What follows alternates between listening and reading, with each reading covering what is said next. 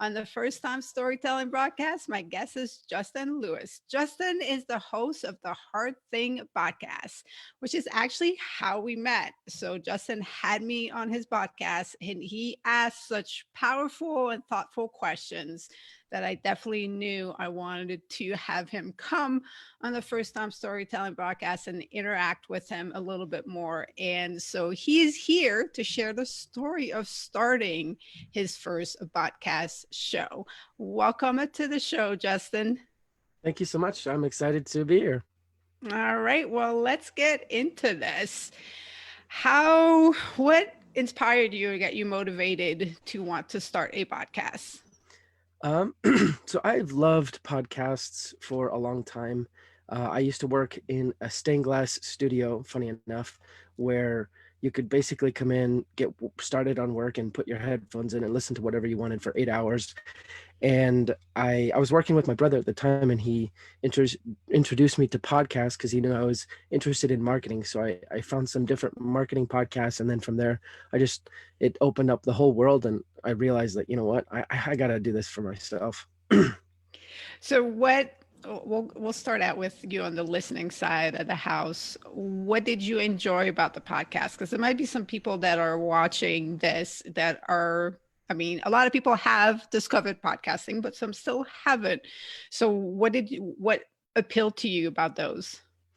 I was really fascinated at how you could continually put out content, and it was generally well thought out, well researched, and it met a lot of my needs and problems. And it was like researching without having to sit down at a computer and look up things, and kind of get inside the heads of industry leaders and just people that I really admired and respected.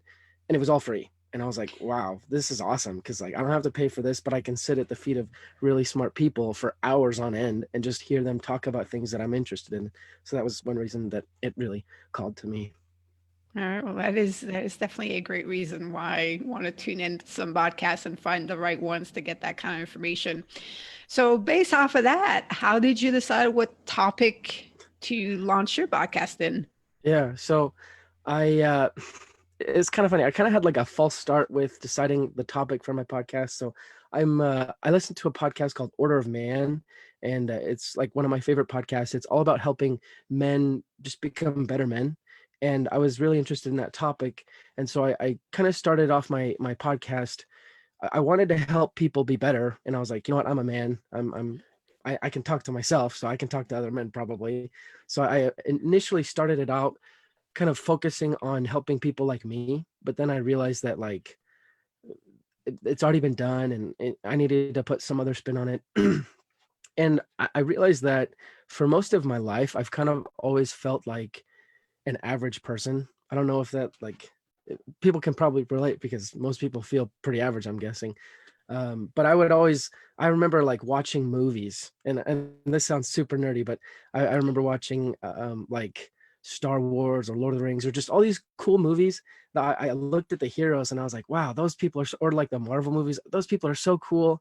I wish I was like that. And then I'd always leave the movie feeling kind of bummed out, like I'm nothing like that, you know? And I realized that I want to make a podcast to help people feel like the heroes of their own story rather than just an extra. So Oh, that's a great story. I love that. So, with that intent in mind, how did you then proceed?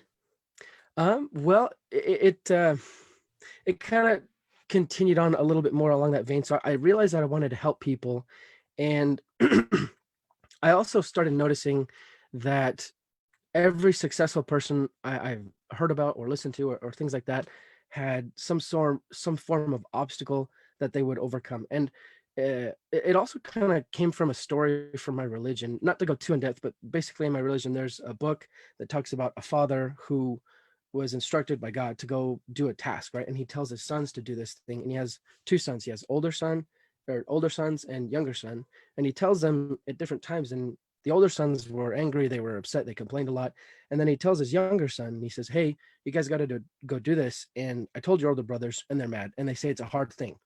And then the young son says, yeah, it's a hard thing. And I'm paraphrasing, obviously, but he says, it's a hard thing. Yeah, but we're going to do it. We're going to get it done. And then throughout the rest of this book, you see how the lives of the older sons and the younger sons are so completely different. And I noticed that the same pattern kind of takes place in the lives of successful people, that they they have these challenges, and then they face them and they overcome them and they move through them, and it doesn't stop them, and it almost makes them stronger. And it's almost like these challenges are ammunition for these very successful people rather than roadblocks. And I realized that I'm average, so I need to get in the ear of someone who's successful, who's had these obstacles, had these challenges, and overcome them, and kind of extract the secrets of doing that, and then just provide them to people who are average like me, so that way they can get started on the path and become that hero that we talked about. Oh, that's great. That's a great way of outlining it and relating it to something that you grew up around. And it is the hero's journey that we do see in movies. And one of the things about having that special moment in your life that kind of can either turn things around or set you on a different path or direction is accepting the challenge that is put forth in front of you and deciding to tackle it the best that you can, and then it sets you on a different path. So but what I also love about how you're explaining it is that, much like what I do, if you're exposed to other people's stories, then you might realize that before they change their mindset or they adapted their certain mindset, they were perhaps the same type of individual that you were or are as you're listening to this, and they just made a certain decision, and that's how things got set in motion. Just like in your story, the younger son is saying, yeah, it is difficult, but I'm still going to do it. And that's probably one of the bigger trigger in life, is to say, I'm scared, I don't know how this is going to turn out, but I'm still going to face it, and I'm still going to do it. So wow. How long have you been doing your podcast now?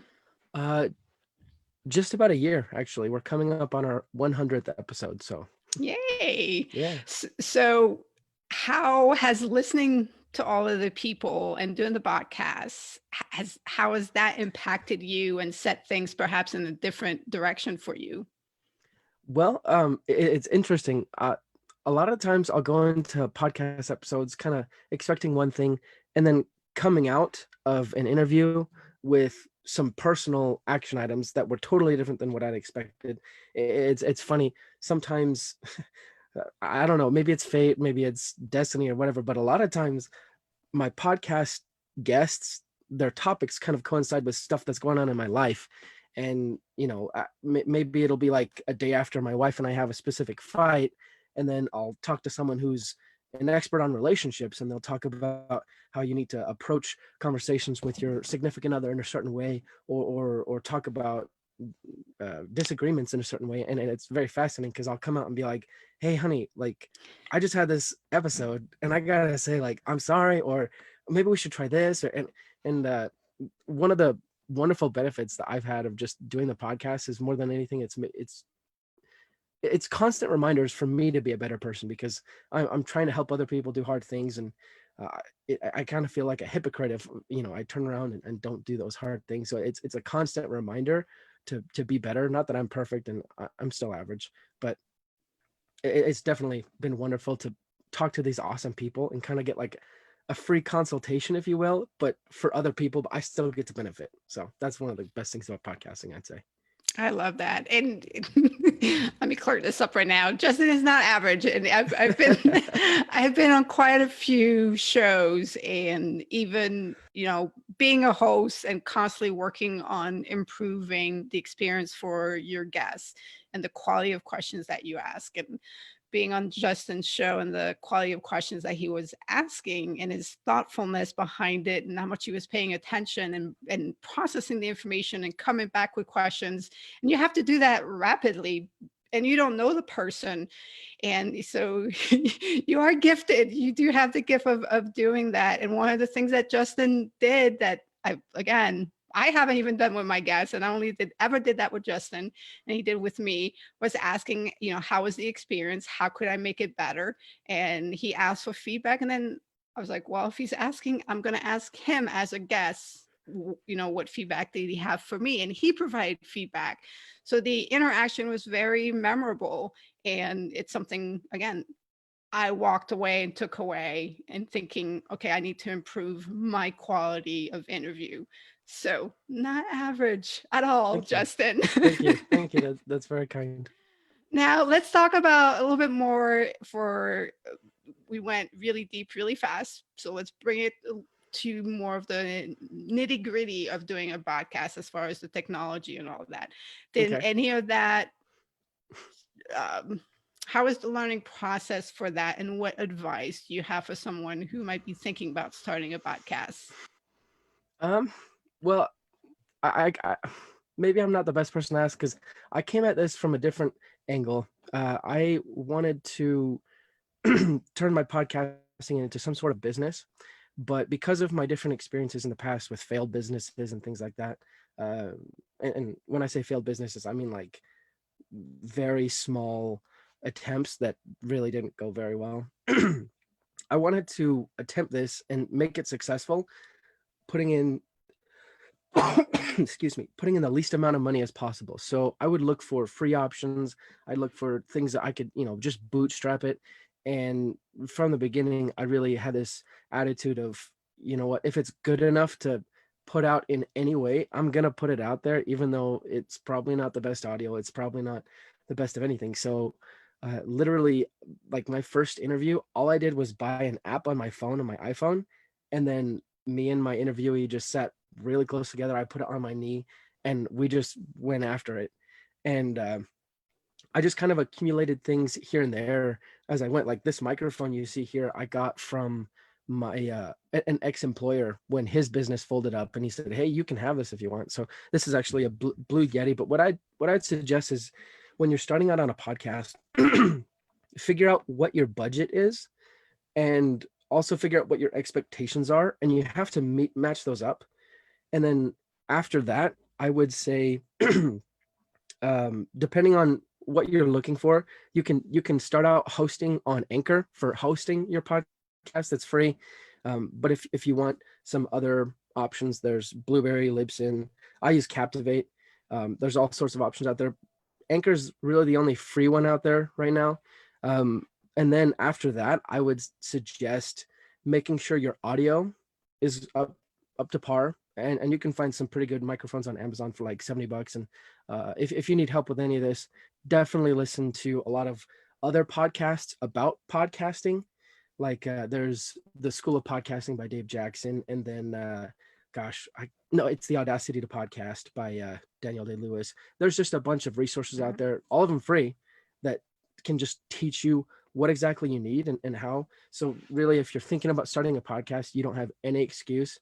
Like all I did was buy a $2 app on my phone, and it actually works pretty well because I've used it in recording in the car here and there. But that's my experience. All right. Yeah, it is about jumping in there, and the content is definitely more important than everything else at first, but and then over time you do get better equipment and you improve. And quite frankly, I have a setup that I don't plan on changing anytime soon.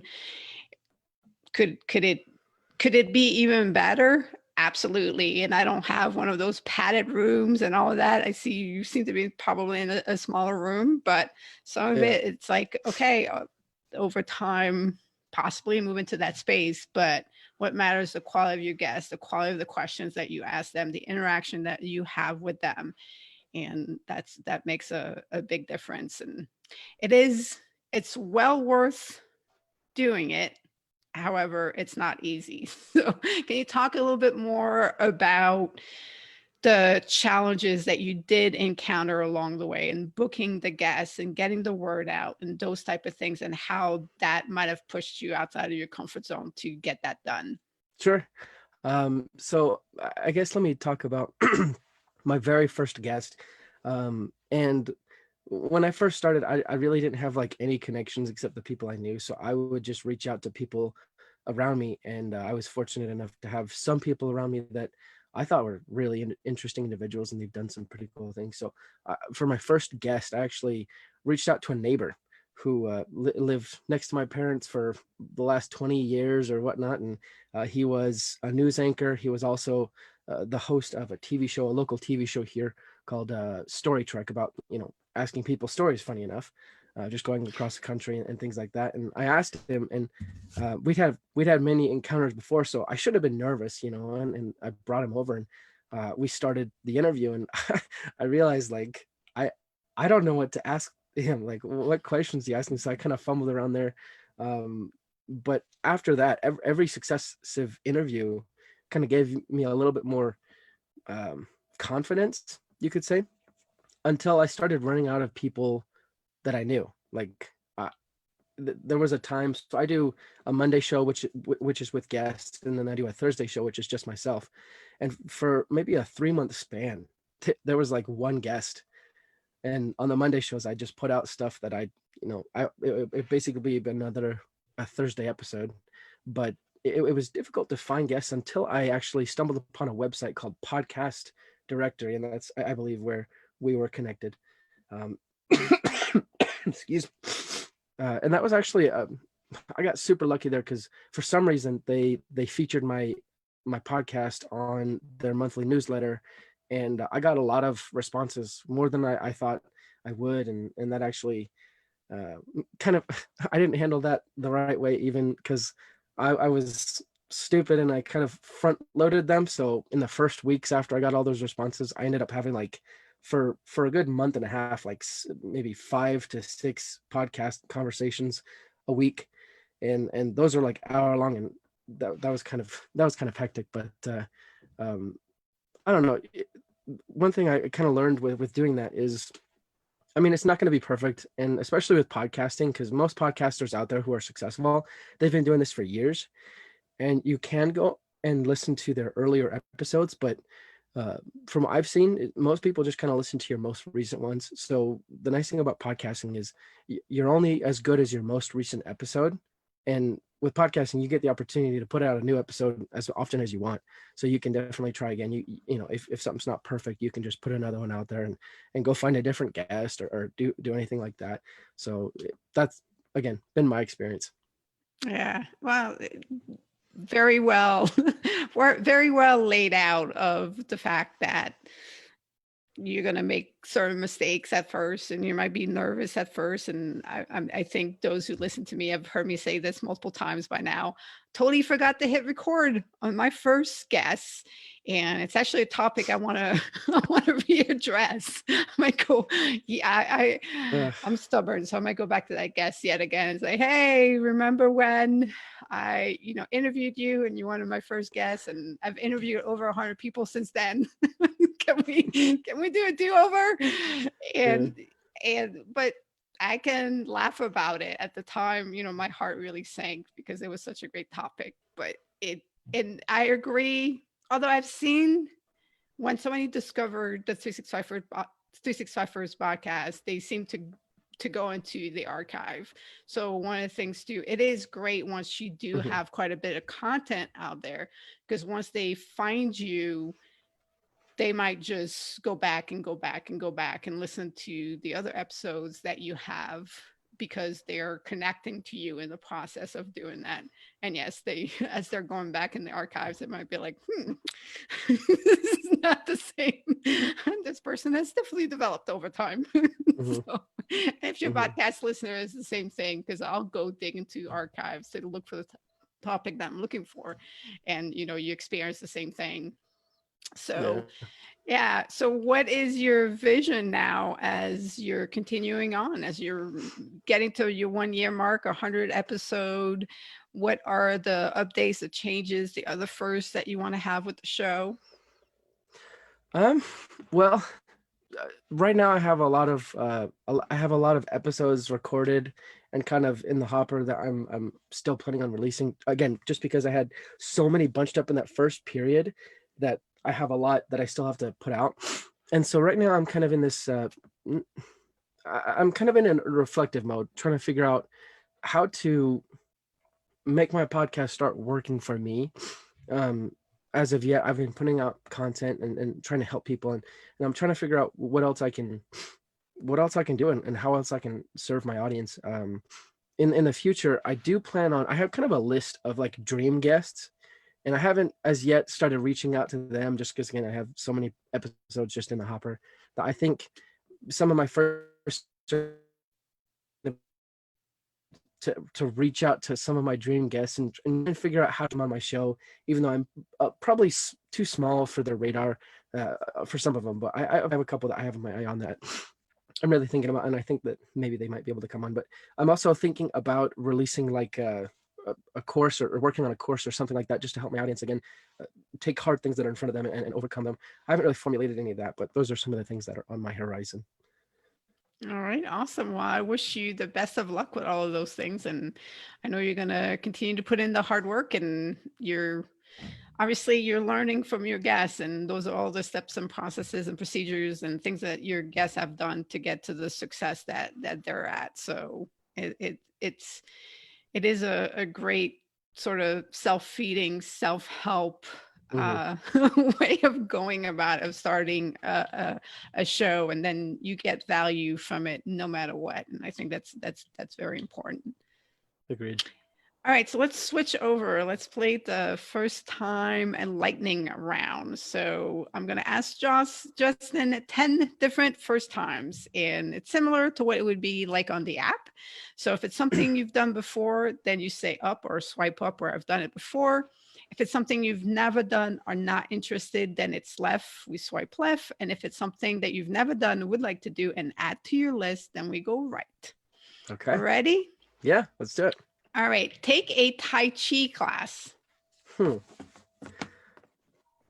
I'd probably say left, actually. Oh, really? Yeah, yeah. Not into the martial arts.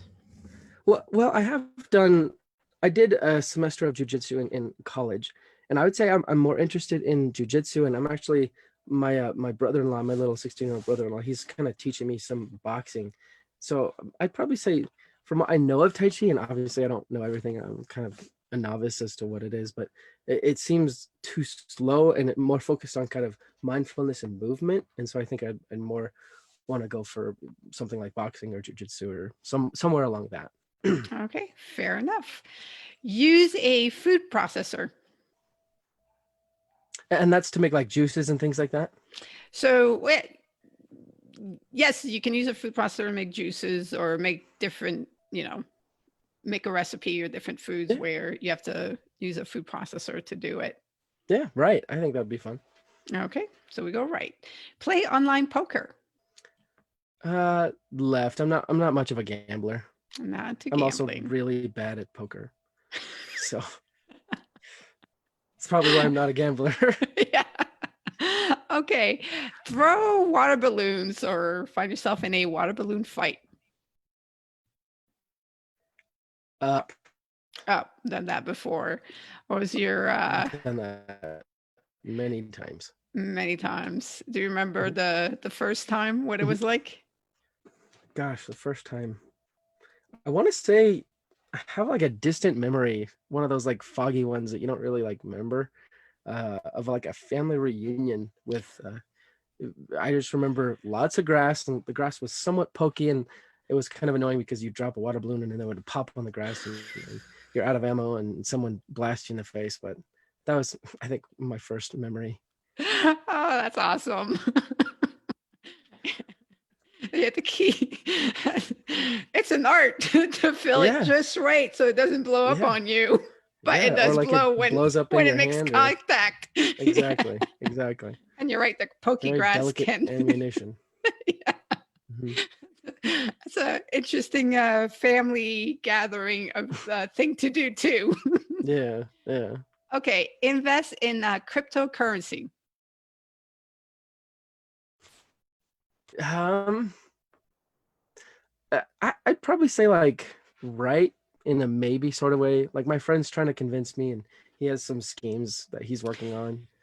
You know, he's a programmer, so he's way smarter than I am with that kind of stuff. But right in a maybe category, I'd say. Okay, if it all lined up properly. Yeah, yeah, yeah. If my friend can Okay, convince me. so have you ever sewn anything? So yes, up in high school there is a home economics class, and we had to sew something. I think I don't remember what exactly I sewed. I think it was like a bag or something.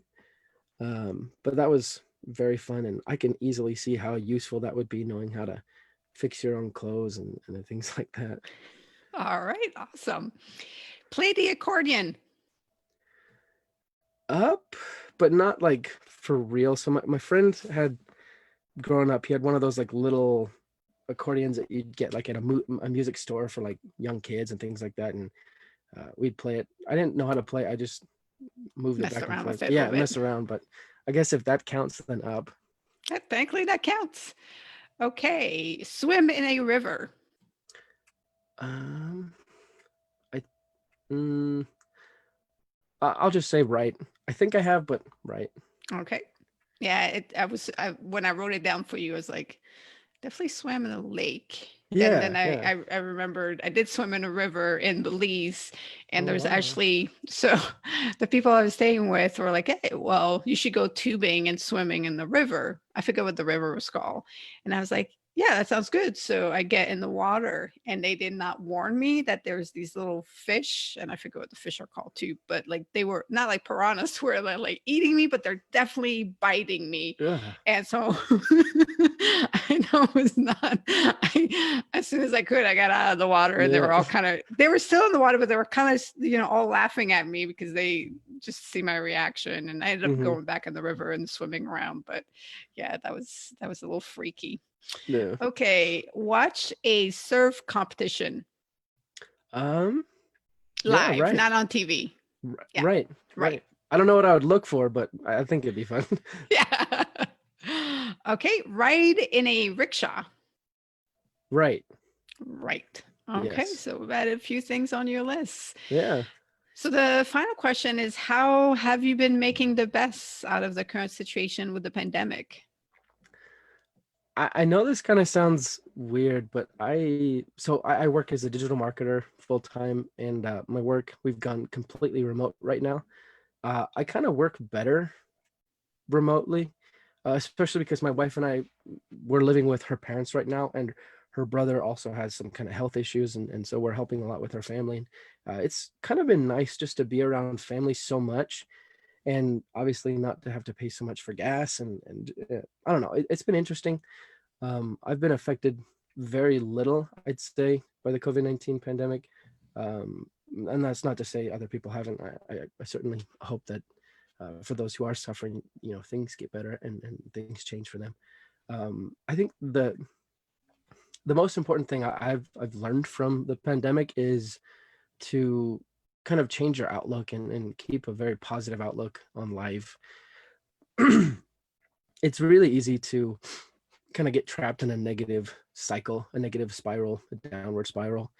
And some of the most important things we can do, and in talking with all the people I've talked to, some of the most important things we can do is kind of keep ourselves out of that mental trap and keep ourselves level headed.